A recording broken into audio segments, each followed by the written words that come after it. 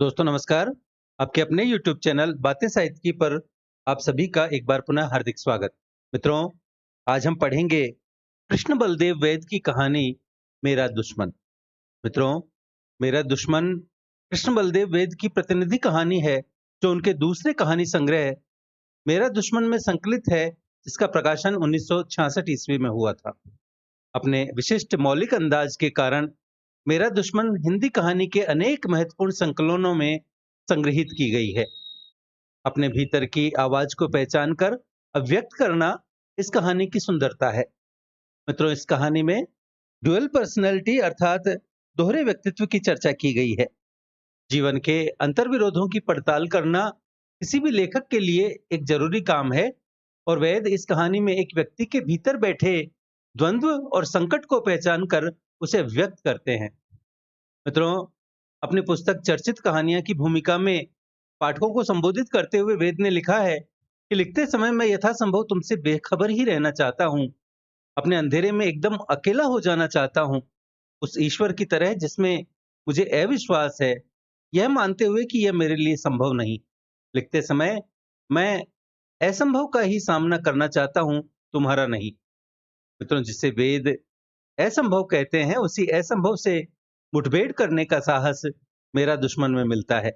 हिंदी कहानी में यह अकेला उदाहरण नहीं है, तथापि अभिव्यक्ति की नवीनता और भाषा की लाक्षणिकता इसे मौलिक बनाते हैं। मित्रों, अविभाजित भारत के पंजाब के सिंध कस्बे में 27 जुलाई 1927 को पैदा हुए वैद की ख्याति अपने कथा लेखन में सर्वथा विशिष्ट भाव भंगिमा के लिए रही है। अपने लेखन की प्रेरणा के संबंध में वेद बताते हैं कि लिखने की प्रेरणा एक महत्वपूर्ण हद तक मुझे अतीत के उस काले शोर को बार बार भोगने और बराबर उससे भागते रहने की परस्पर विरोधी विशेषताओं से ही मिलती है। कोशिश यह रहती है कि भोगने और भागने के बीच कोई ऐसी भयवर्जिता रेखा खींच सकूं, कोई ऐसा सूक्ष्म और सही संतुलन पैदा कर सकूं, जहां से उन तमाम निजी चीखों को किसी ऐसे संदर्भ में सजाकर सुन पाने का अवसर मिले कि उनका वह वहशियाना शोर संगीत में परिणत हो जाए। मित्रों, मेरा दुश्मन वेद की प्रतिनिधि कहानी है जो नई कहानी आंदोलन के दिनों में प्रस्तुतिकरण के नएपन के कारण पर्याप्त चर्चित हुई थी। राजेंद्र यादव द्वारा नई कहानियों के संपादित प्रसिद्ध संकलन एक दुनिया समानांतर में इसे शामिल किया गया था। मेरा दुश्मन कहानी का प्रतिपाद्य यह है कि यहाँ मध्यम वर्गीय परिवार में आ गए एक अवांछित व्यक्ति से पीछा छुड़ाने की बेचैन कवायद है। मित्रों, कहानी के वाचक मैं का यह मित्र असल में उसका दुश्मन है, क्योंकि मैं नहीं चाहता कि उसके साथ व्यतीत समय किसी भी तरह फिर लौट कर आए। अपने अतीत से पीछा छुड़ाकर ओढ़ी हुई खुशियों में रहना नितांत मध्य वर्गीय काइयापन है जो मैं के मार्फत आया है। दरअसल सच तो यह है कि मैं के साथ कोई व्यक्ति आया ही नहीं है। जो आया है वह और कोई नहीं, मैं का ही अतीत है जिससे मैं डरकर भाग रहा है। इस कहानी में तीन पात्र हैं, मैं, वह और माला। मित्रों, मैं और वह दोनों एक ही व्यक्ति के दो चरित्र हैं। मैं समाज में रहने वाला व्यक्ति है और वह समाज की खिल्ली उड़ाने वाला व्यक्ति है। मैं की पत्नी माला का चरित्र मध्यवर्गीय अवसरवादिता को और अधिक मुखरित करने वाला है। वह भीतर ले जाकर मैं को खरी खोटी सुनाती और बाहर उस दुश्मन का भली भांति आतिथ्य भी कर रही है। दूसरी ओर मैं के व्यक्तित्व का ढुलमुलपन दिखाई देता है जब वह दुश्मन की चुनौती को खुद न उठाकर पत्नी के भरोसे छोड़ रहा है। मित्रों, वस्तुतः मनुष्य का असली दुश्मन उसके व्यक्तित्व का दोहरापन और दोगलापन है, जिसका सामना करना उसे स्वीकार्य नहीं है। मनुष्य अपने सुख ऐश्वर्य के बीच अपने अतीत से आ गई किसी भी चुनौती को अनदेखा करना चाहता है। आधुनिक जीवन का यह संतरास कहानी को बड़ी अर्थ छवि प्रदान करने में सफल हुआ है। तो आइए मित्रों, चलते हैं कृष्ण बलदेव वेद की कहानी मेरा दुश्मन की ओर और इसे पढ़कर समझने का प्रयत्न करते हैं। वह इस समय दूसरे कमरे में बेहोश पड़ा है। आज मैंने उसकी शराब में कोई चीज मिला दी थी। वह शरबत की तरह गटगट जाता है और उस पर कोई खास असर नहीं होता। आंखों में लाल डोरे से झूलने लगते हैं, माथे की शिकने पसीने में भीगकर दमक उठती हैं, होठों का जहर और उजागर हो जाता है और बस होशो हवास बदस्तूर कायम रहते हैं। हैरान हूं कि यह तरकीब मुझे पहले कभी क्यों नहीं सूझी? शायद सूझी भी हो और मैंने कुछ सोचकर इसे दबा दिया हो। मैं हमेशा कुछ न कुछ सोचकर कई बातों को दबा जाता हूँ। आज भी मुझे अंदेशा तो था कि वह पहले ही घूंट में जायका पहचान कर मेरी चोरी पकड़ लेगा। लेकिन गिलास खत्म होते-होते उसकी आंखें बुझने लगी थी और मेरा हौसला बढ़ गया था। जी में आया था कि उसी क्षण उसकी गर्दन मरोड़ दूं, लेकिन फिर नतीजों की कल्पना से दिल दहल कर रह गया था। मैं समझता हूं कि हर बुजदिल आदमी की कल्पना बहुत तेज होती है, हमेशा उसे हर खतरे से बचा ले जाती है। फिर भी हिम्मत बांधकर मैंने एक बार सीधे उसकी ओर देखा जरूर था। इतना भी क्या कम है कि साधारण हालात में मेरी निगाहें सहमी हुई सी उसके सामने इधर-उधर फड़फड़ाती रहती हैं। साधारण हालात में मेरी स्थिति उसके सामने बहुत असाधारण रहती है। खैर, उसकी आंखें बंद हो चुकी थीं और सिर झूल रहा था। एक ओर लुढ़क कर गिर जाने से पहले उसकी बाहें दो लदी हुई ढीली टहनियों की सुस्त सी उठान के साथ मेरी ओर उठ आई थी। उसे इस तरह लाचार देखकर भ्रम हुआ था कि वह दम तोड़ रहा है। लेकिन मैं जानता हूं कि वह मुझी किसी भी क्षण उछलकर खड़ा हो सकता है। मित्रों, मुझी अर्थात अत्याचारी, होश संभालने पर वह कुछ कहेगा नहीं। उसकी ताकत उसकी खामोशी में है। बातें वह उस जमाने में भी बहुत कम किया करता था, लेकिन अब तो जैसे बिल्कुल गूंगा हो गया हो। उसकी गूंगी अवहेलना की कल्पना मात्र से मुझे दहशत हो रही है। कहा ना कि मैं एक बुज़दिल इंसान हूँ। वैसे मैं न जाने कैसे समझ बैठा था कि इतने अरसे की अलहदगी के बाद अब मैं उसके आतंक से पूरी तरह आजाद हो चुका हूँ। अलहदगी अर्थात अलगाव या पृथक होना। इसी खुशफहमी में शायद उस रोज उसे मैं अपने साथ ले आया था। शायद मन में कहीं उस पर रोब गांठने, उसे नीचा दिखाने की दुराशा भी हो रही हो। हो सकता है कि मैंने सोचा हो कि वह मेरी जीती जागती खूबसूरत बीवी, चहकते मटकते तंदुरुस्त बच्चों और आरास्ता पैरास्ता अर्थात सजी सजाई बनी संवरी आलीशान कोठी को देखकर खुद ही मैदान छोड़कर भाग जाएगा और हमेशा के लिए मुझे उससे निजात अर्थात मुक्ति मिल जाएगी। शायद मैं उस पर यह साबित कर दिखाना चाहता था कि उससे पीछा छुड़ा लेने के बाद किस खुशगवार हद तक मैंने अपनी जिंदगी को संभाल संवार लिया है। लेकिन ये सब लंगड़े बहाने हैं। हकीकत शायद यह है कि उस रोज मैं उसे अपने साथ नहीं लाया था, बल्कि वह खुद ही मेरे साथ चला आया था। जैसे मैं उसे नहीं बल्कि वह मुझे नीचा दिखाना चाहता हो।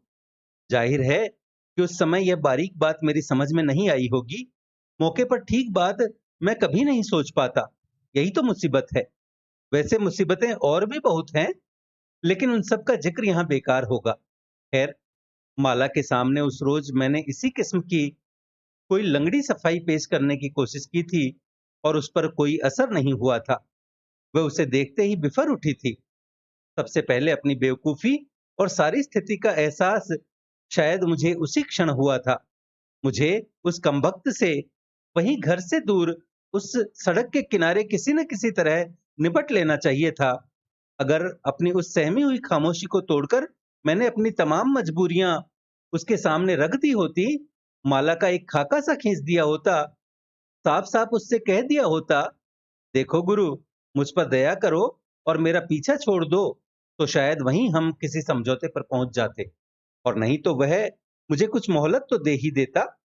छूटते ही दो मोर्चों को एक साथ संभालने की दिक्कत तो पेश ना आती। कुछ भी हो, मुझे उसे अपने घर नहीं लाना चाहिए था। लेकिन अब यह सारी समझदारी बेकार थी। माला और वह एक दूसरे को यूं घूर रहे थे जैसे दो पुराने और जानी दुश्मन हों। एक क्षण के लिए मैं यह सोचकर आश्वस्त हुआ था कि माला सारी स्थिति खुद संभाल लेगी और फिर दूसरे ही क्षण मैं माला की लानत मलामत की कल्पना कर लानत मलामत अर्थात धिक्कार और फटकार की कल्पना कर सहम गया था। बात को मजाक में घोल देने की कोशिश में मैंने एक खास गिलगिले लहजे में, जो मेरे पास ऐसे नाजुक मौकों के लिए सुरक्षित रहता है, कहा था, डार्लिंग, जरा रास्ता तो छोड़ो कि हम बहुत लंबी सैर से लौटे हैं। जरा बैठ जाएं तो जो सजा जी में आए दे देना। वह रास्ते से तो हट गई थी, लेकिन उसके तनाव में कोई कमी नहीं हुई थी और न ही उसने मुझे बैठने दिया था। साथ ही उस मुर्दार ने मेरी तरफ यूं देखा था। मुर्दार अर्थात बेजान, जैसे कह रहा हो तो तुम वाकई इस औरत के गुलाम बनकर रह गए हो। और खुद मैं उन दोनों की तरफ यूं देख रहा था जैसे एक की नजर बचाकर दूसरे से कोई साजिशी संबंध पैदा कर लेने की ख्वाहिश हो। फिर माला ने मौका पाते ही मुझे अलग से जाकर डांटना डपटना शुरू कर दिया था। मैं पूछती हूँ कि यह तुम किस आवारागर्द को पकड़कर साथ ले आए हो? जरूर कोई तुम्हारा पुराना दोस्त होगा, है ना? इतने बरस शादी को हो चले, लेकिन तुम अभी तक वैसे के वैसे ही रहे। मेरे बच्चे उसे देखकर क्या कहेंगे? पड़ोसी क्या सोचेंगे? अब कुछ बोलोगे भी? मैं हैरान था कि क्या बोलूं। माला के सामने मैं बोलता कम हूँ, ज्यादा समय तोलने में ही बीत जाता है और उसका मिजाज और बिगड़ जाता है। वैसे उसका गुस्सा बजा था। बजा अर्थात उचित। उसका गुस्सा हमेशा बजा होता है। हमारी कामयाब शादी की बुनियाद भी इसी पर कायम है। उसकी हर बात हमेशा सही होती है और मैं अपनी हर गलती को चुपचाप और फौरन कबूल कर लेता हूँ। ऊपर से वह कुछ भी क्यों न कहे, उसे मेरी फर्माबरदारी अर्थात आज्ञाकारिता पर पूरा भरोसा है। बीच बीच में महज मुझे खुश कर देने के ख्याल से वह इस किस्म की शिकायतें जरूर कर दिया करती है। तुम्हें न जाने हर मामूली से मामूली बात पर मेरे खिलाफ डट जाने में क्या मजा आता है। मानती हूं कि तुम मुझसे कहीं ज्यादा समझदार हो, लेकिन कभी कभी मेरी बात रखने के लिए ही सही। मुझे उसके ये झूठे उलाहने बहुत पसंद है। गो मैं उनसे ज्यादा खुश नहीं हो पाता। फिर भी वह समझती है कि इनसे मेरा भ्रम बना रहता है और मैं जानता हूं कि बागडोर उसी के हाथ में रहती है और यह ठीक ही है। तो माला दांत पीसकर कह रही थी, अब कुछ बोलोगे भी? मेरे बच्चे पार्क से लौटकर इस मनहूस आदमी को बैठक में बैठा देखेंगे तो क्या कहेंगे? उन पर क्या असर होगा? उफ, इतना गंदा आदमी, सारा घर महक रहा है। बताओ ना, मैं अपने बच्चों से क्या कहूंगी? अब जाहिर है कि मैं माला को कुछ भी नहीं बता सकता था। तो मैं सिर झुकाए खड़ा रहा और वह मुंह उठाए बहुत देर तक बरसती रही। वैसे यहाँ यह साफ कर दूं कि वे बच्चे माला अपने साथ नहीं लाई थी। वे मेरे भी उतने ही हैं जितने कि उसके। लेकिन ऐसे मौकों पर वह हमेशा मेरे बच्चे कहकर मुझसे उन्हें यूं अलग कर लिया करती है जैसे कोई कीचड़ से लाल निकाल रहा हो। कभी कभी मुझे इस बात पर बहुत दुख भी होता है, लेकिन फिर ठंडे दिल से सोचने पर महसूस होता है कि शारीरिक सच्चाई कुछ भी हो, रूहानी तौर पर हमारे सभी बच्चे माला के ही हैं। उनके रंग ढंग में मेरा हिस्सा बहुत कम है और यह ठीक ही है, क्योंकि अगर वे मुझ पर जाते तो उन्हें भी मेरी तरह सीधा होने में न जाने कितनी देर लग जाती। मैं खुश हूं कि उनका भविष्य खूब रोशन है और उस रोशनी में मेरा हाथ बस इतना ही है कि मैं उनका कानूनी और शायद जिस्मानी बाप हूं। उनके लिए पैसे कमाता हूं और दिलो जान से उनकी माँ की सेवा में दिन रात जुटा रहता हूं। खैर, कुछ देर यूं ही सिर नीचा किए खड़े रहने के बाद आखिर मैंने निहायत आजीजाना आवाज में अर्थात दीन विनीत आवाज में कहना शुरू किया था, अरे भाई, मैं तो उस कमबख्त को ठीक से पहचानता भी नहीं। उससे दोस्ती का तो सवाल ही पैदा नहीं होता। अब अगर रास्ते में कोई आदमी मिल जाए तो न जाने मेरे फिक्रे का अंत क्यों कर होता, शायद होता भी कि नहीं। लेकिन माला ने बीच में ही पांव पटक कर कह दिया, झूठ, सरासर झूठ। यह कहकर वह अंदर चली गई और मैं कुछ देर तक और वहीं सिर नीचा किए खड़ा रहने के बाद वापस उस कमरे में लौट आया जहां बैठा वह बीड़ी पी रहा था और मुस्कुरा रहा था, जैसे सब जानता हो कि मैं किस मरहले से गुजर कर आ रहा हूं, अर्थात किस पड़ाव से गुजर कर आ रहा हूं। अब हुआ दरअसल यह था कि उस शाम माला से कुछ दूर अकेला घूम आने की इजाजत मांगकर मैं यूं ही बिना मतलब घर से बाहर निकल गया था। आमतौर पर वह ऐसी इजाजतें आसानी से नहीं देती और न ही मैं मांगने की हिम्मत कर पाता हूँ। बिना मतलब घूमना उसे बहुत बुरा लगता है। कहीं भी जाना हो, किसी से भी मिलना हो, कुछ भी करना या न करना हो, मतलब का साफ और सही फैसला वह पहले से ही कर लेती है। ठीक ही करती है। मैं उसकी समझदारी की दाद देता हूँ। वैसे घर से दूर अकेला मैं किसी मतलब से भी नहीं जा पाता। माला की सोहबत की कुछ ऐसी आदत सी पड़ गई है कि उसके बिना सब सूना सूना सा लगता है। जब वह साथ रहती है तो किसी किस्म का कोई उल-जुलूल विचार मन में उठ ही नहीं पाता। हर चीज ठोस और बामतलब दिखाई देती है। बामतलब अर्थात अर्थयुक्त। अंदर की हालत ऐसी रहती है जैसे माला के हाथों सजाया हुआ कोई कमरा हो, जिसमें हर चीज करीने से पड़ी हो, बेकायदगी की कोई गुंजाइश न हो। और जब वह साथ नहीं होती तो वही होता है जो उस शाम हुआ, या फिर उसी किस्म का कोई और हादसा, क्योंकि उससे पहले वैसी बात कभी नहीं हुई थी।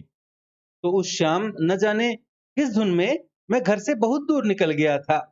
आमतौर पर घर से दूर रहने पर भी मैं घर ही के बारे में सोचता रहता हूँ। इसलिए नहीं कि घर में किसी किस्म की कोई परेशानी है। गाड़ी न सिर्फ चल रही है, बल्कि खूब चल रही है। बागडोर जब माला जैसी औरत के हाथ हो, तो चलेगी नहीं तो और करेगी भी क्या? नहीं, घर में कोई परेशानी नहीं। अच्छी तनख्वाह, अच्छी बीवी, अच्छे बच्चे, अच्छे बारसूख दोस्त। बारसूख अर्थात रसूख वाले या पहुंच वाले दोस्त। उनकी बीवियां भी खूब हट्टी-कट्टी और अच्छी। अच्छा सरकारी मकान, अच्छा खुशनुमा लॉन, पास पड़ोस भी अच्छा। महंगाई के बावजूद दोनों वक्त अच्छा खाना, अच्छा बिस्तर और अच्छी बिस्तरी जिंदगी। मैं पूछता हूँ, इस सब के अलावा और चाहिए भी क्या एक अच्छे इंसान को?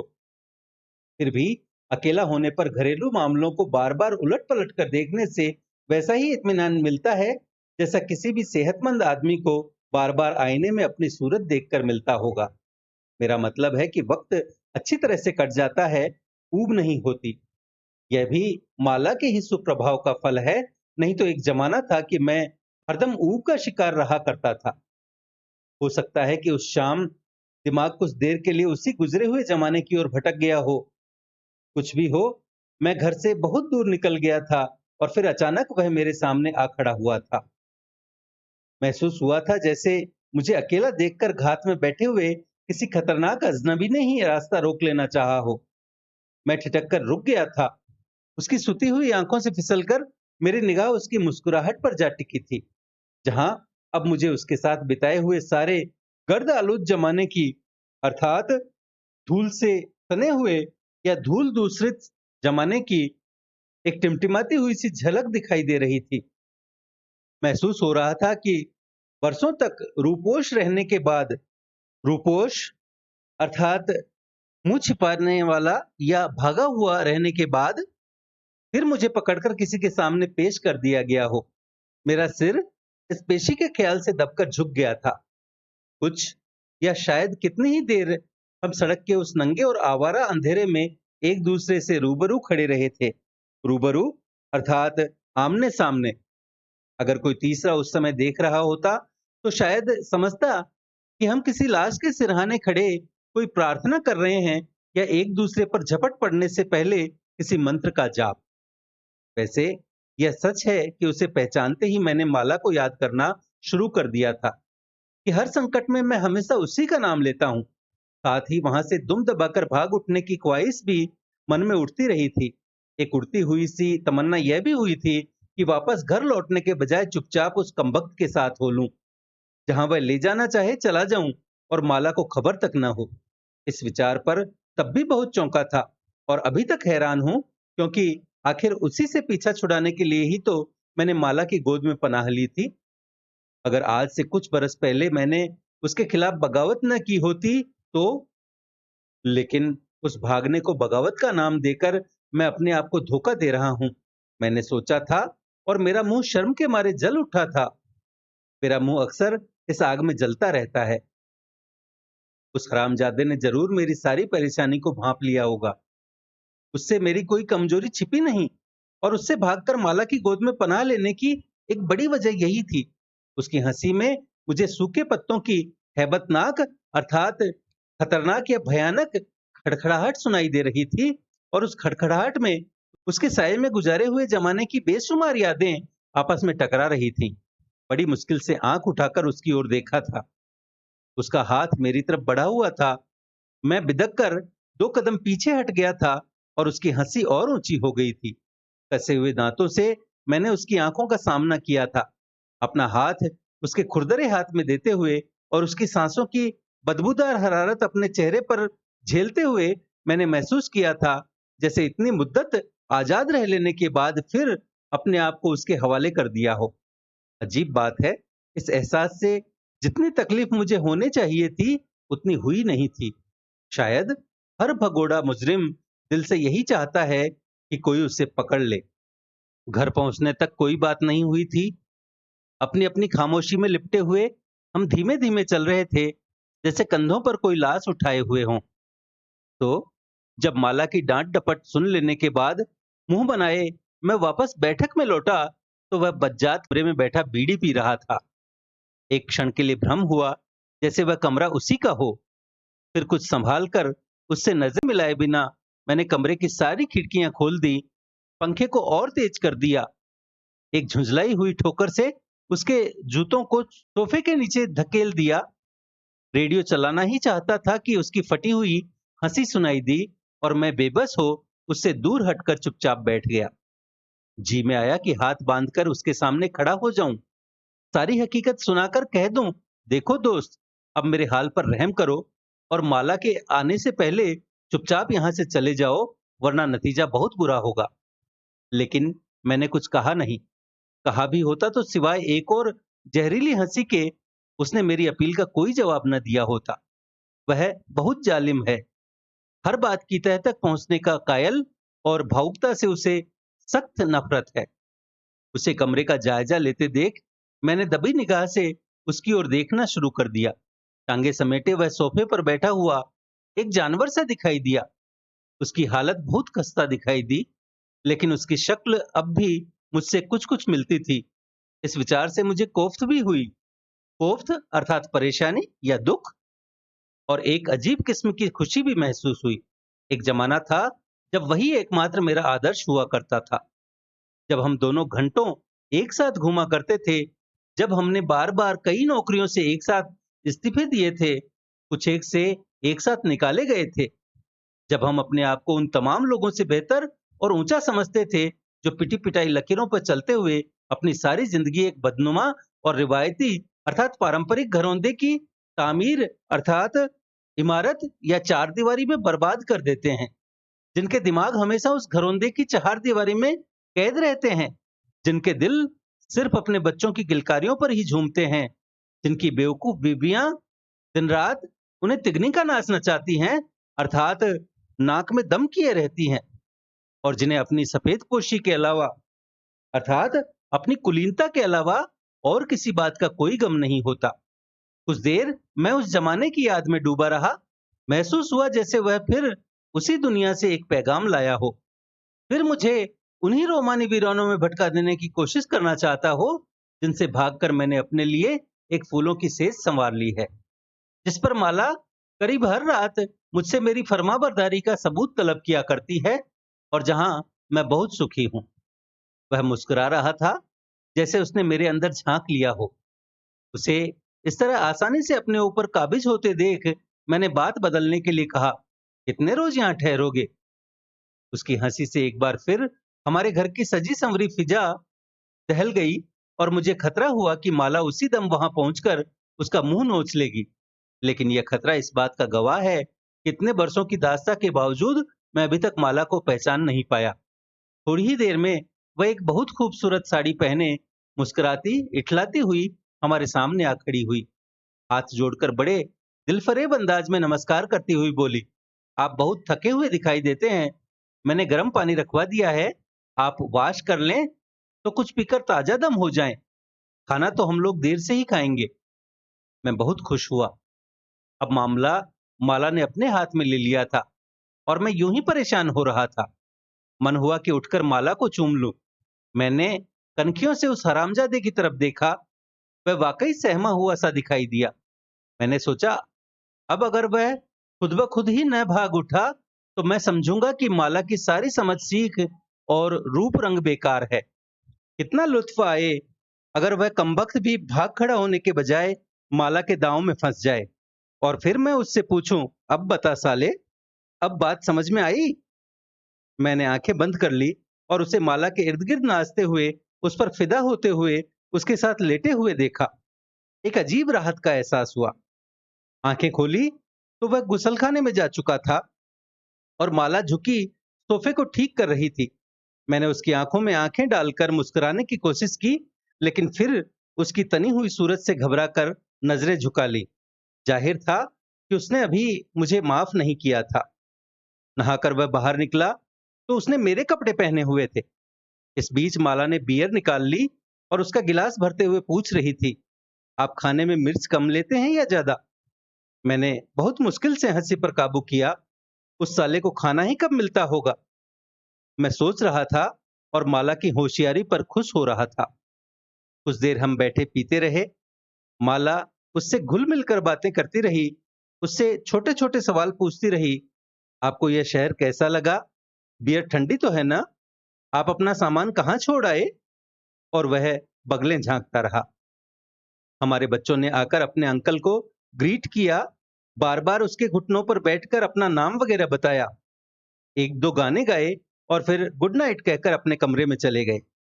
माला की मीठी बातों से यूं लग रहा था जैसे हमारे अपने ही हल्के का कोई बेतकल्लुफ दोस्त, बेतकल्लुफ अर्थात निसंकोच या बेधड़क दोस्त, कुछ दिनों के लिए हमारे पास आ ठहरा हो और उसकी बड़ी सी गाड़ी हमारे दरवाजे के सामने खड़ी हो। मैं बहुत खुश था और जब माला खाना लगवाने के लिए बाहर गई तो उस शाम पहली बार मैंने बेधड़क उस कमीने की तरफ देखा। वह 3-4 गिलास बियर के पी चुका था और उसके चेहरे की जर्दी कुछ कम हो चुकी थी, लेकिन उसकी मुस्कुराहट में माला के बाहर जाते ही फिर वही जहर और चैलेंज आ गया था। और मुझे महसूस हुआ जैसे वह कह रहा हो, बीवी तुम्हारी मुझे पसंद है, लेकिन बेटे उसे खबरदार कर दो, मैं इतना पिलपिला नहीं जितना वह समझती है। एक क्षण के लिए फिर मेरा जोश कुछ ढीला पड़ गया। लगा जैसे बात इतनी आसानी से सुलझने वाली नहीं। याद आया कि खूबसूरत और शोख औरतें उस जमाने में भी उसे बहुत पसंद थी, लेकिन उनका जादू ज्यादा देर तक नहीं चलता था। फिर भी मैंने सोचा, बात अब मेरे हाथ से निकल गई है और सिवाय इंतजार के मैं और कुछ नहीं कर सकता था। खाना उस रोज बहुत उम्दा बना था और खाने के बाद माला खुद उसे उसके कमरे तक छोड़ने गई थी। लेकिन उस रात मेरे साथ माला ने कोई बात नहीं की। मैंने कई मजाक किए, कहा नहा धोकर वह काफी अच्छा लग रहा था। क्यों? बहुत छेड़छाड़ की, कई कोशिशें की कि सुलहनामा हो जाए, समझौता हो जाए, लेकिन उसने मुझे अपने पास फटकने नहीं दिया। नींद उस रात मुझे नहीं आई, फिर भी अंदर से मुझे इत्मीनान था कि किसी न किसी तरह माला दूसरे रोज उसे भगा सकने में जरूर कामयाब हो जाएगी। लेकिन मेरा अंदाजा गलत निकला। माना कि माला बहुत चालाक है, बहुत समझदार है, बहुत मनमोहिनी है, लेकिन उस हरामजादे की ढिठाई का भी कोई मुकाबला नहीं। 3 दिन तक माला उसकी खातिर तवाजो करती रही। खातिर तवाजो अर्थात मेहमान नवाजी या अतिथि सत्कार। मेरे कपड़ों में अब वह बिल्कुल मुझ जैसा हो गया था और नजर यूं आता था जैसे माला के दो पति हों। मैं तो सुबह सवेरे गाड़ी लेकर दफ्तर को निकल जाता था। पीछे उन दोनों में न जाने क्या बातें होती थीं, लेकिन जब कभी उसे मौका मिलता वह मुझे अंदर ले जाकर डांटने लगती। अब यह मुर्दार यहां से निकलेगा भी कि नहीं? जब तक यह घर में है हम किसी को न तो बुला सकते हैं और न किसी के यहाँ जा सकते हैं। मेरे बच्चे कहते हैं कि इसे बात करने तक की तमीज नहीं। आखिर यह चाहता क्या है? मैं उसे क्या बताता कि वह क्या चाहता है। कभी कहता थोड़ा सब्र और करो, अब जाने की सोच ही रहा होगा। कभी कहता क्या बताऊं, मैं तो खुद शर्मिंदा हूं। कभी कहता तुमने खुद ही तो उसे सिर पर चढ़ा लिया है, अगर तुम्हारा बर्ताव रूखा होता तो। माला ने अपना बर्ताव तो नहीं बदला, लेकिन चौथे रोज अपने बच्चों सहित घर छोड़कर अपने भाई के यहाँ चली गई। मैंने बहुतेरा रोका, लेकिन वह नहीं मानी। उस रोज वह कमबख्त बहुत हंसा था, जोर जोर से, बार बार। आज माला को गए 5 रोज हो गए हैं। मैंने दफ्तर जाना छोड़ दिया है। वह फिर अपने असली रंग में आ गया है। मेरे कपड़े उतारकर उसने फिर अपना वह मैला सा कुर्ता पाजामा पहन लिया है। कहता कुछ नहीं, लेकिन मैं जानता हूं कि वह क्या चाहता है। यह मौका फिर हाथ नहीं आएगा। वह चली गई है।